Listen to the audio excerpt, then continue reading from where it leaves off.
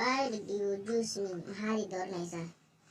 I did not now choose you. Anigu ma dooran. But laakiin the teacher macalinka had choose you ayaa ku doortay. Please fadlan. I am beginning.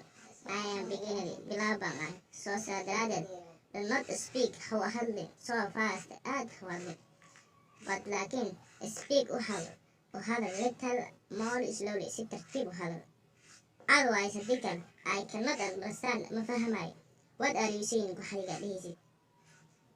I shall try. Waa isku day doonaa to speak inaan u hadlo little more slowly si tartiib. But laakiin whom are you shy? Yaa ka heshoonaysaa? Whom are you shy of? Yaa ka heshoonaysaa?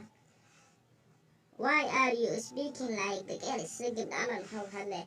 Speak up. Kor u qaadna hadalkaada. Why are you abusing me? Maxaad ii aflagaadaynaysaa? You know waa taqaanaa our religions diinteena or teachers macallimiintana do not allow us inaysan ogolaan abusive word erayaal oo aflagaada ah. Excuse me iga raali noqo if haddii you got angry aad ka hanaaqday from my speech.